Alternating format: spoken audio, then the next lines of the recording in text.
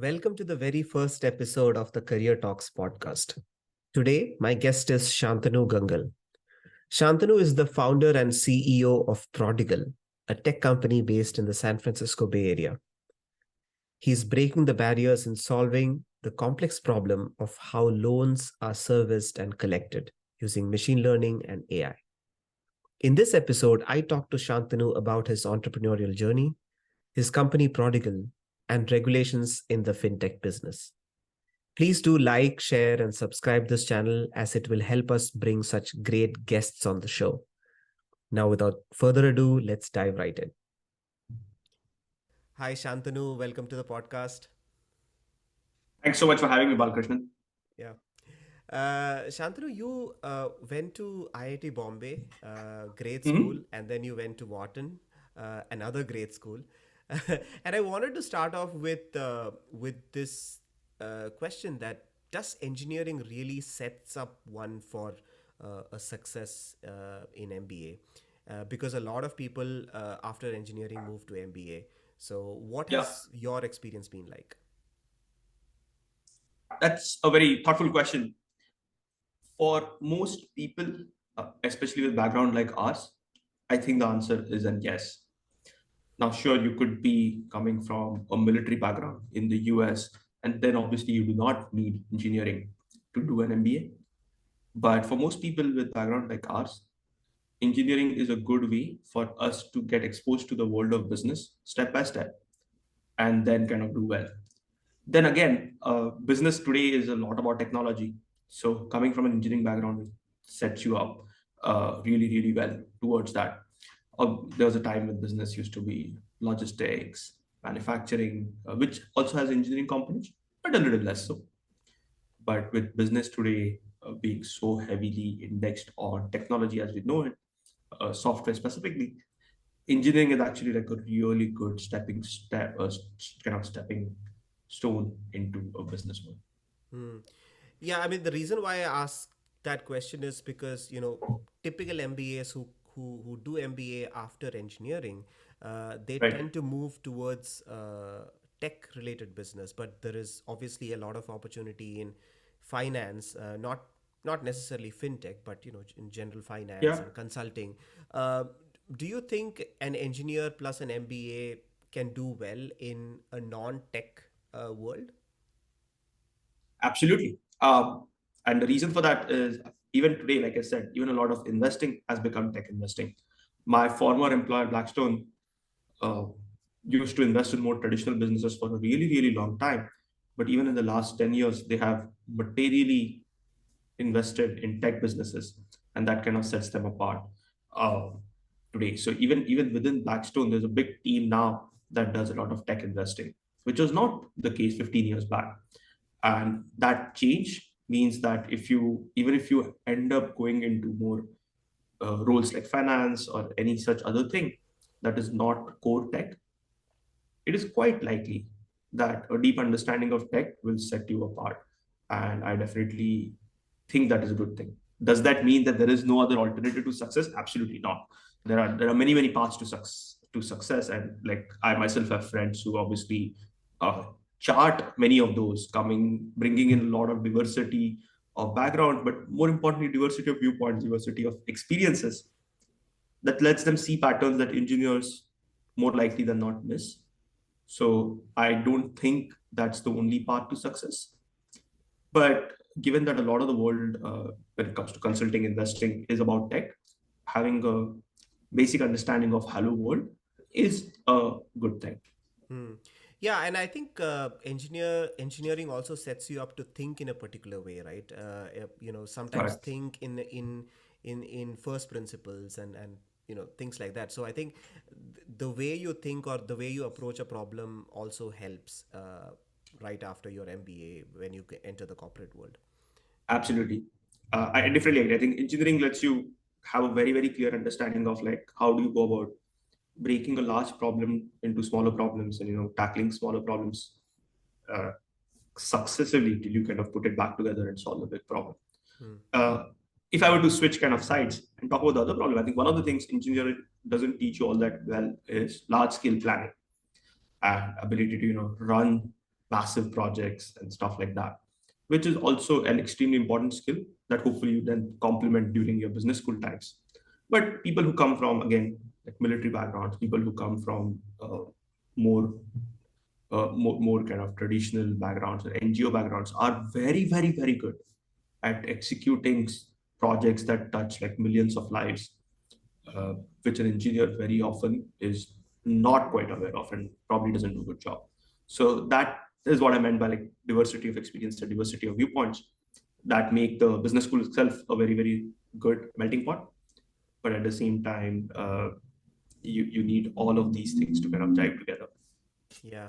Yeah, it reminds me of the one of the earlier episodes of the television show Silicon Valley, where the Uh-huh. engineers do a fantastic job, and then they are sort of forced to hire a business development person to go through Yeah, the financials and all of that. Yeah. Jack Barker. Yeah, absolutely.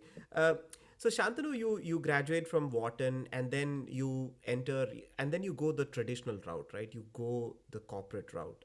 How was that experience like? What were your first few days in corporate like? It wasn't quite a corporate role in the way the American corporate structure is set up. It was pretty much a very, very young startup.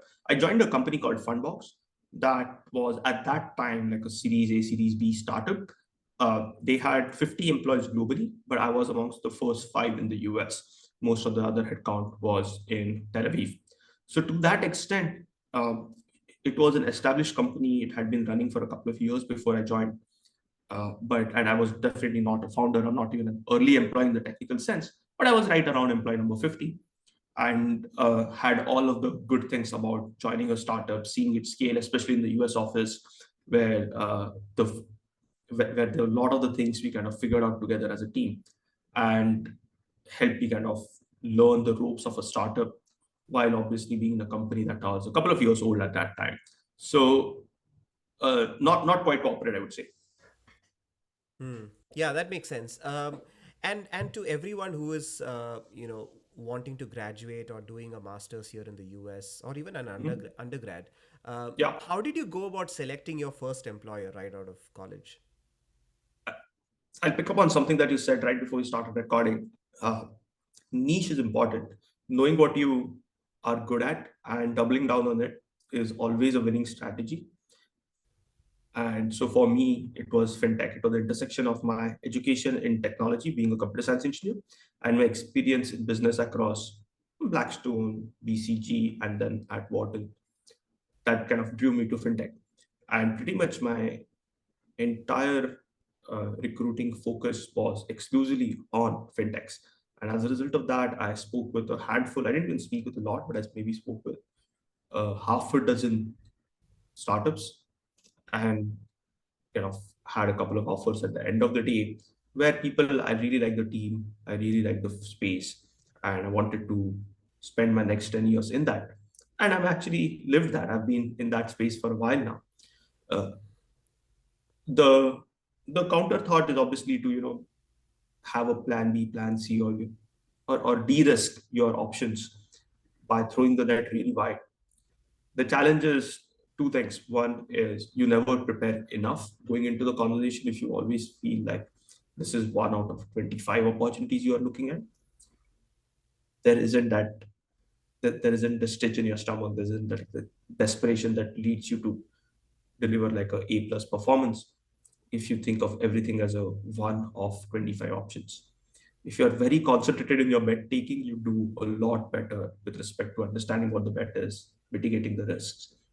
And that helped me. So my approach to recruiting coming out of what was a set of extremely concentrated bets. And I was thankful to get a job on one of them. Hmm. Yeah, I think it's important in life as well, right?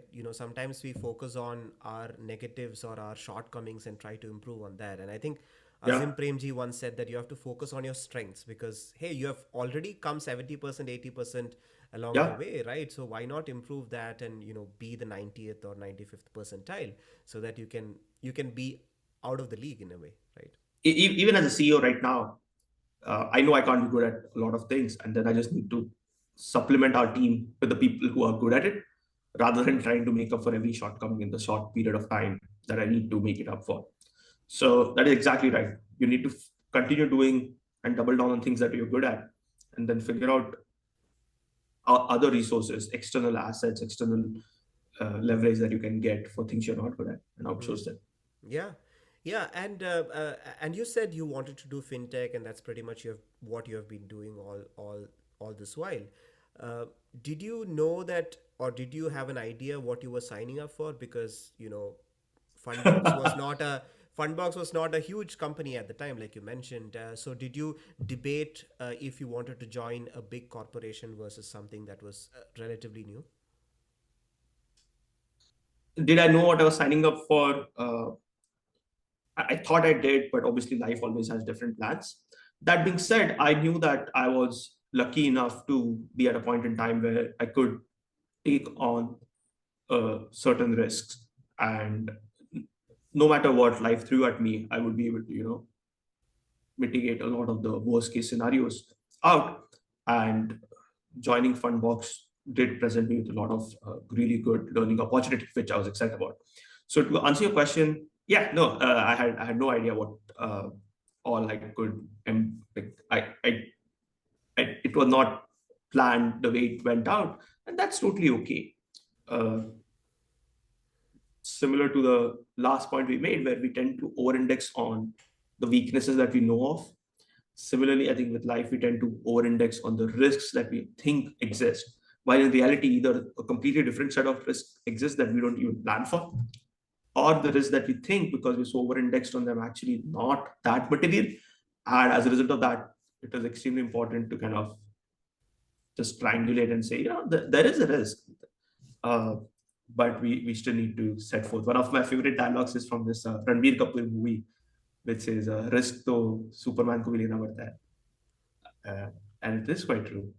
So to that extent, no, it did not plan out exactly how I wanted it to, but that's still okay. I think we should. You can't reach new lands until you lose sight of the good ones.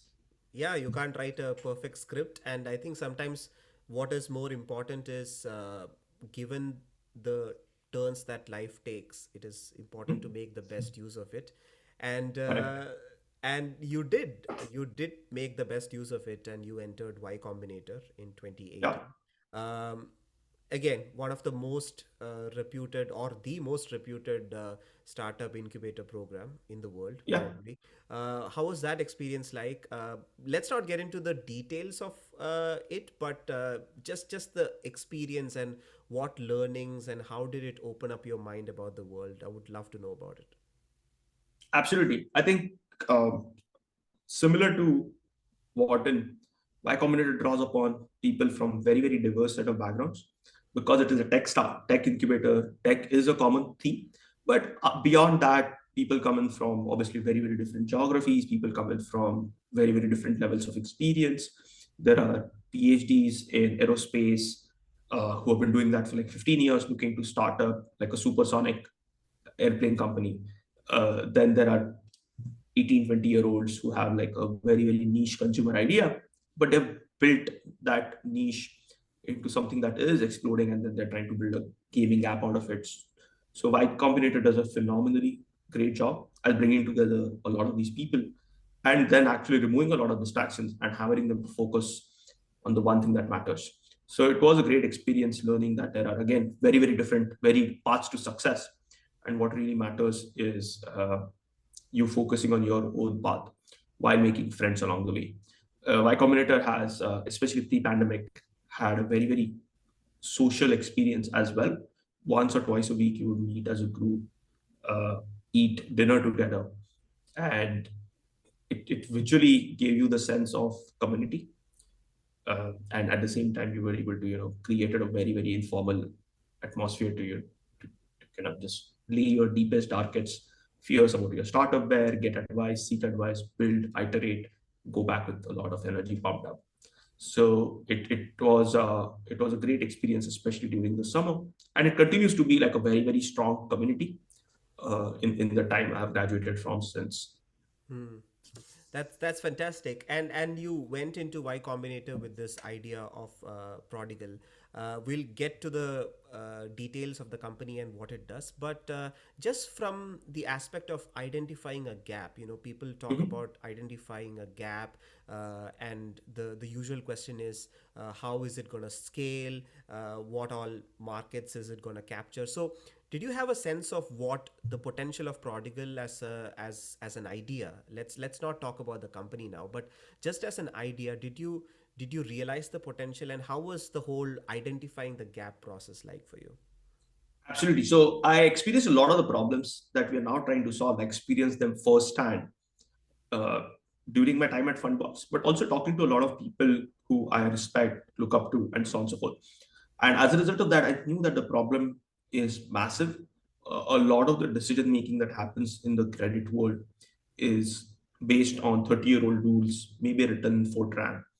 And while technology was like really, really quick to come to the world of advertising, marketing, maybe even sales, because of regulation, because of the complexity of the business, technology adoption in credit and lending, especially using machine learning and artificial intelligence, was a lot more measured. It wasn't the wild, wild west.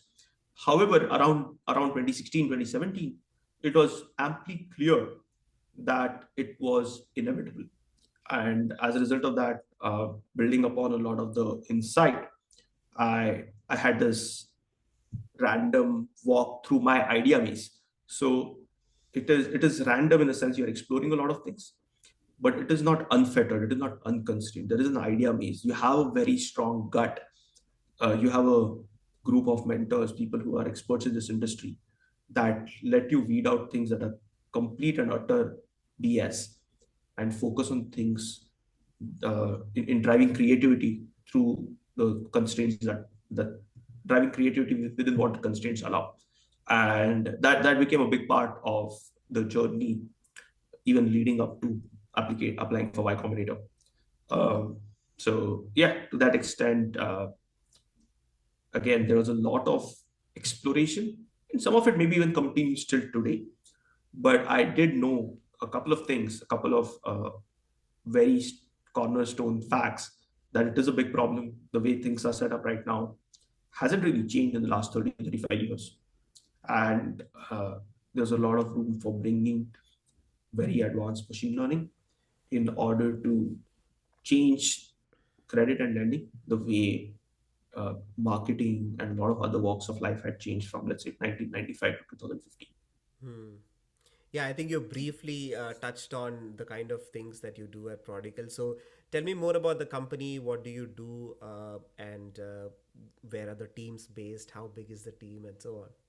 Yeah, we are the intelligence layer for creditors.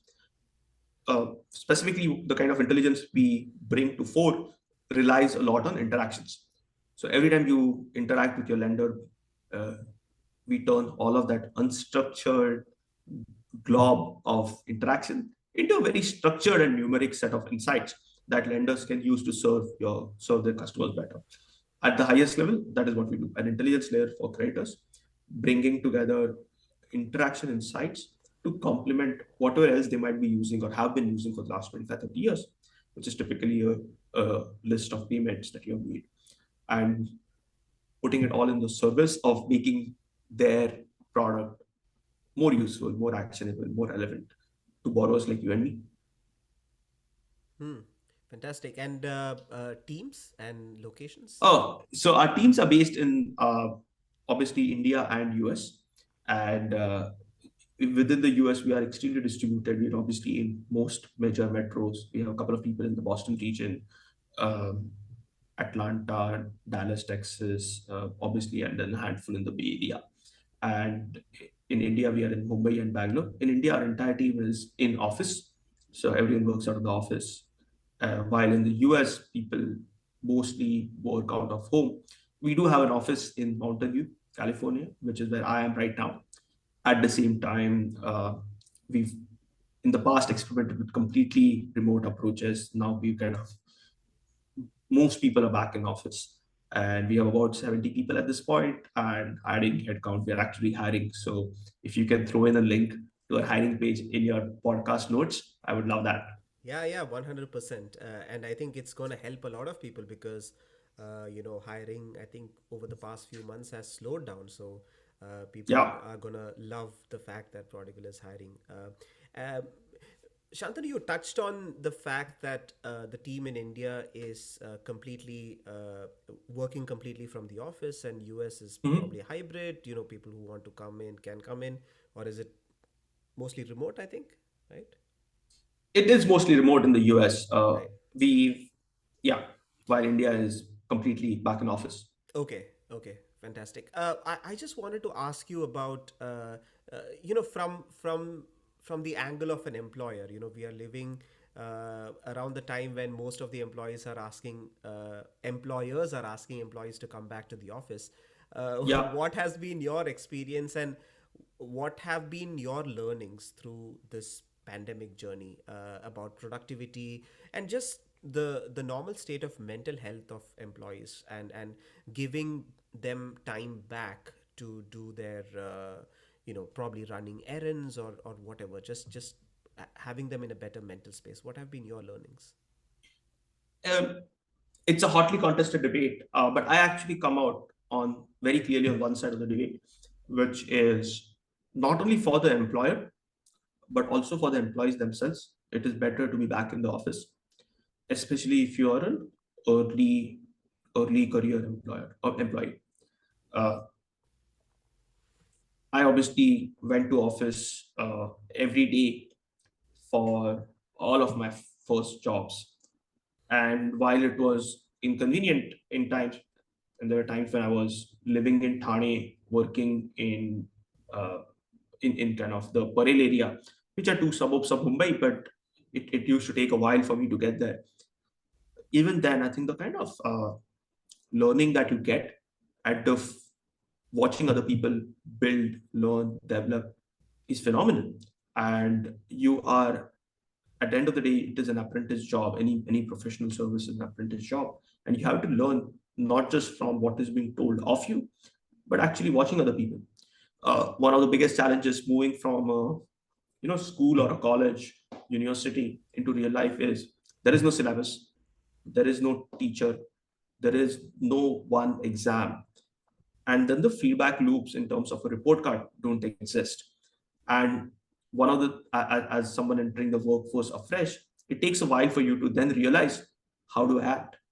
And in remote, that problem is, I think, like 1,000x worse. In person, you can actually walk up to someone and say, what am I supposed to do here? I'm quite clueless.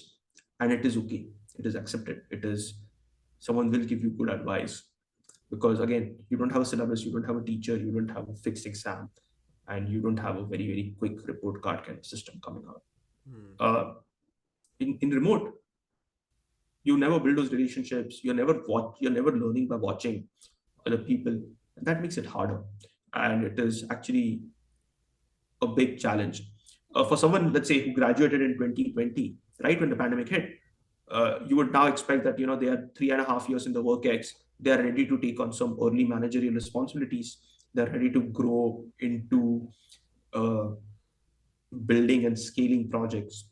And not just me, but a lot of my peers discuss that where you expect like someone in their fourth year of working to be, uh, historically was much higher than that, where the median is. Obviously, there are outliers. Obviously, there are people who are super self motivated, who are going to succeed no matter pandemic or otherwise. But if you leave out the outliers, I think the median or the average performer 4 years in hasn't had the kind of diversity of experiences, hasn't been privy to a lot of the uh, whiteboard conversations that you would expect them to be at this point. And as a result of that, their way of thinking, their way of approach has been stunted. Again, it's not by any stretch permanent. Obviously, all of these things can be fixed, corrected, improved, but that has meant that early career employees have definitely been impacted, and as a result of that, we paid people relocation bonuses even to kind of nudge them to come back to office. Um, because firstly, I think it is in their better belief, and for the employer, obviously, you get a lot of serendipity. There are a lot of coincidences that happen. There's a lot of sparks that get lit, by people just like running into each other. And we want that. We want that, especially as an early stage employee, where our future is so much bigger than our current status. You want creativity to flow. You want chance meetings to result into something beautiful. Yeah, yeah, I like you how you break it down and rationalizing your thoughts. And I think if conversations with your peers or people who are other co-founders, right, and all of them are echoing the same thought, there must be something true there. So yeah, Yeah, yeah. and it is in honestly, like, no offense to anyone, but we had to let go of people who we thought would have been much further along 3 4 years into their workforce, and they were not, and then they refused to correct for it, and we had to take the tough call of asking them to chart their own course. So it is not for me. It has not been like a free option. It's not like something I pontificate in vacuum. We've had to take the pains of that as well. Hmm. Yeah, yeah, uh, that's the reality, right? And making tough calls is really important. So completely understand that. Uh, on that thought, companies usually talk about building a culture, and Hmm? you mentioned that you have offices in India, and again, just on the thought of having hybrid work versus remote work, how important is it to build a company culture, and how do you maintain it as a company, given the fact that you are in completely different locations? Because sometimes the company culture need not translate from one location to the other, right? Do you do anything specific to make sure that it's all uniform? Yeah, absolutely. I think culture is extremely important. Smarter people than me have said culture is strategy for breakfast, and that is quite true. Uh, Human beings, have tend to have this like group of 7 people that they relate to very closely, and so if you think of that graph and square it, uh, if you have up to 50 people, you roughly have at most 2 degrees of separation from pretty much everyone else in the group, and you are able to march as a team without any formal rules or affordances. Past that size, it becomes really, really tough, because you suddenly might be working with someone you do not actually have a friend of a friend and stuff. You're hiring people very, very differently. You're scaling quickly. And that is when culture steps in a very material way to be the rules and expectations when no one is around to ask, what do you do? That is why culture becomes really important for teams, especially as they cross from like 50 to 25 to 50 and so on and so forth. And there is no such thing as no culture. You can either set it explicitly or it gets set for you implicitly, but you will have a culture. There's no getting around it. We have 5 core values. We move quickly. We have a lot of optimism. We call it curious optimism, uh, driving a lot of excellence. So there is a lot of points to kind of pursuing a thing to a very high degree of excellence, radical candor, and driving a lot of specificity. So those are the kind of things that are our cultures, and specifically within our company, uh, we actually give each other candies for showing these cultures. So there are candies associated with each of these 5 values: bias for action, curious optimism, pursue excellence, radical candor, and being specific. And we give each other candies in order to show that you have lived this value, you have encouraged, you have uplifted everyone by demonstrating something that we cherish as a team. And it is very easy to give each other those things on Slack or otherwise.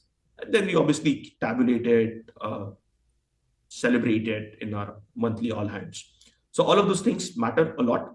And to your point about across geographies or across offices, we have a very, very standard way of giving kind of candies, giving tacos, which is a smaller level of candy, and cherishing it, celebrating it.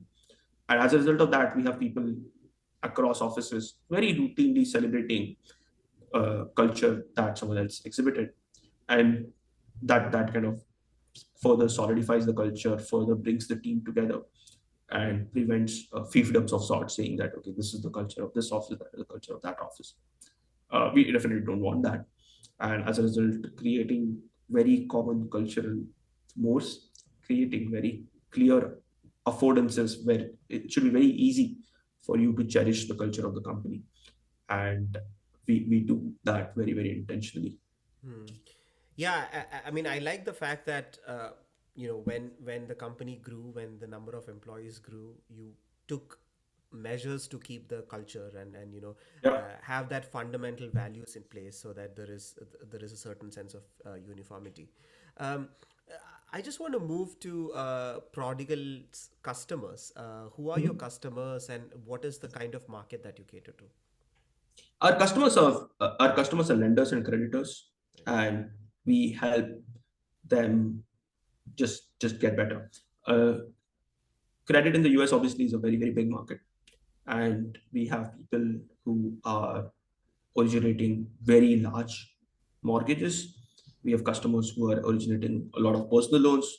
We have people who are either originating or servicing credit cards, and so on and so forth. And also like utility bills and stuff like that, which is a kind of obligation that consumers need to uphold. So our customers span the entire spectrum from uh, large lenders, auto loans, credit cards, mortgages, personal loans, and medical bills, utility bills, and so on and so forth. Hmm. Fantastic. So about lending and people who lend, right? There are lots of.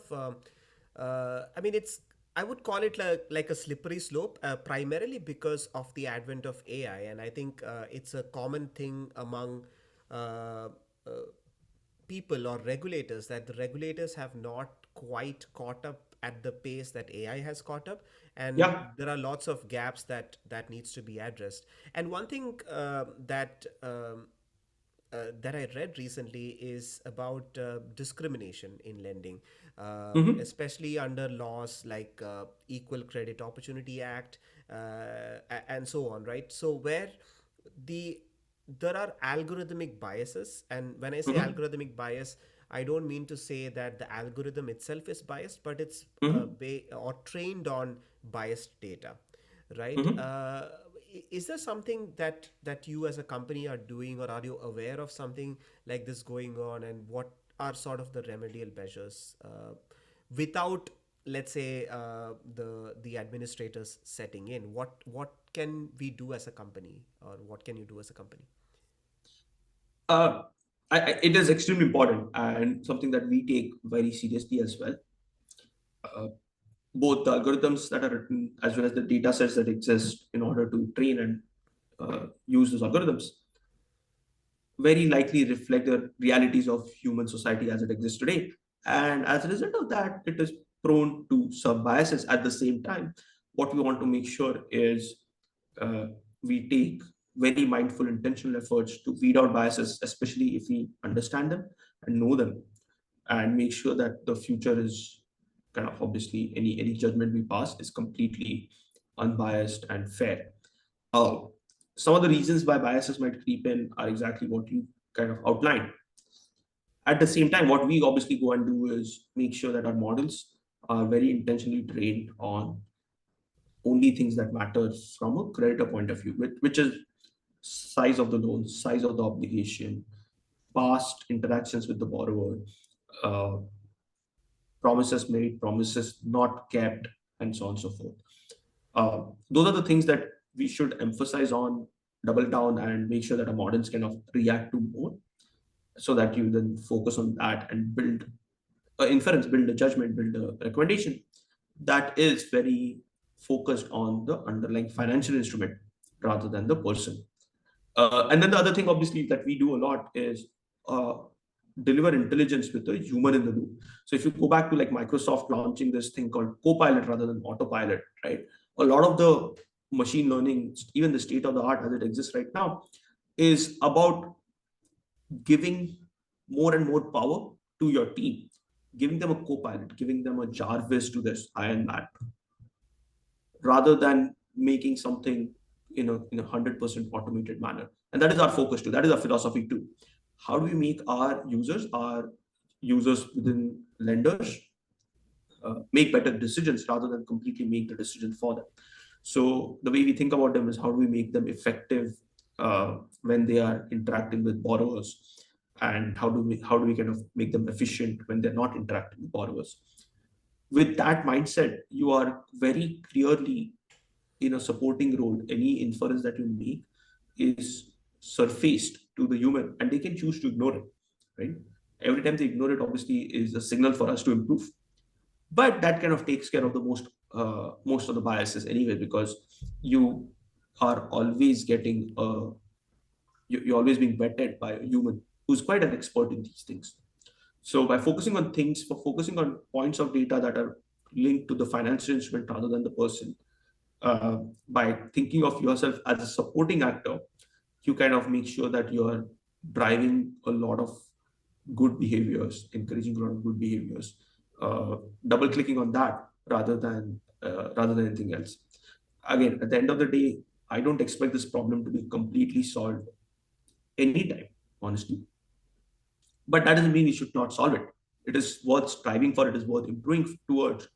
Any improvement we make is a net plus, but it is something of a ongoing battle, and that will continue going for a really really long time. Yeah. Especially, things like the Fair Housing Act, right? Yeah. There was a lot of discussion that, there may be algorithmic bias, and all of that. So yeah, I like how you broke it down, and you are also quite realistic in saying that, it's going to be a battle for a long, long time, and it can never be solved completely. But striving for the next step is very important. So yeah. Yeah, it is a battle not with technology as much as it is a battle with the existing human society at all points. And so, to that extent, we can get better, we can educate the society at large, and as the biases in the existing data minimize, go away, the models will itself actually get better. Mm, absolutely. Um, I just want to move to this issue about credit denials. Mhm. I read that the CFPB issued certain guidance around mid-September that Mhm. there needs to be a rationale or a reasoning for credit denials. So Yeah, lenders cannot rely solely on something like a generic uh, checklist in the regulation B forms, and the reason has to be a little more specific for yeah. if you are denying a loan or credit. Uh, are you in your products incorporating that, or is it completely on the person who is lending the loan to issue this reason for denial? Correct. It is. We are not directly uh, in the workflow of that denials. Then again, I think some of these elements have been existing for a while now. So what is called as an adverse action notice was introduced nearly 30 years ago at this point, and some of these structures are getting refined in light of better and better technology. However, they are not entirely new. We are not. We don't. We are not in that path. At the same time, driving understanding why someone was denied is a worthy goal. So we kind of, to that extent, uh, completely support the spirit of what the CFPB is trying to do. Uh, is it entirely possible, and what is practical, and again, uh, what is impractical, is a debate that lenders actively are having with the CFPB. At the same time, giving borrowers a way to improve their station in life, making them understand like what they could do to show creditworthiness is extremely important, and anything that will improve the society at large is a welcome step. Mm. Yeah, like they are insisting on details like type of establishment, location, goods purchase, because sometimes the vague reasoning is things like purchasing history, right? It's not Yeah. entirely specific, so you sometimes don't know why you were denied. So yeah, that's an important step. But you as a company or your products enable the lenders to give reasons in certain level of granularity. Is that something you want to do, or are you doing that? We don't do that directly. No. Okay. Okay. Awesome. Shantanu, I would love to, before we end this podcast, I would love to know about your future plans, expansion plans, anything you would love to share about new products, etc. Absolutely. So we continue expanding our understanding of the consumers, end consumers who are served by our customers, which are lenders. And the more we understand about it, the bigger opportunity we see. Uh, for example, a lot of people, especially at this point in the macroeconomic cycle, are pulling themselves away from medians. The last 2 3 years were extremely volatile macroeconomically, obviously, really starting from the pandemic, then the stimulus checks, supply chain shortages, and such. And certain people very, very intentionally, thoughtfully built upon that and use that to their advantage. And I mean that in a very, very good way. And as a result of that, they are very rapidly improving their life situation. They're investing for the future in a way that will reap them rewards 10, 15 years from now. And we've just begun to understand like what this segment looks like. The good thing is this segment will really like change their own life stories, their stories for generations to come. And our ability to understand, identify, surface these in a way that is extremely actionable and uh, kind of explainable sets us apart. And legacy dinosaur technology doesn't actually do that. They tend to lump people with very, very broad strokes in a way that is unhelpful. And we are able to say our ability to kind of go deeper and deeper and understand these things sets us apart. Hmm. Uh, One of the 5 V's of big data is volume. So, unlike traditional intelligence platforms for creators, we are able to handle a lot more volume and a lot more variety, which is the second V. And that means that we're able to then double click on it and very quickly uh, we'll announce a product that really expands on your ability as a lender to understand your borrowers the far greater level of detail and service goes to show like an ideal set of characteristics. Awesome. Awesome. Well, Shantanu Uh, was, yeah, Shantanu, it was great talking to you. Sorry, did you want to add something? I probably interrupted you. no, no, no. Thanks for having me as well. Yeah, yeah, yeah. Let me just conclude. Well, Shantanu, thank you so much for your time. I see that you are at the office on a Sunday morning. I think pretty much talks about the life of a CEO or co-founder rather. But yeah, thank you so much for your time and great insights. Um, I think I like the way how you broke it down and in very simplistic terms and recognize the fact that regulations are important, and I think over time maybe the regulators and corporate can sort of come on a common ground and help uplift all of our lives. So this is fantastic, and I hope and I hope and wish you all the very best with Prodigal. Thank you so much for having me and best of luck with your podcast series as well. Thank you so much. Bye.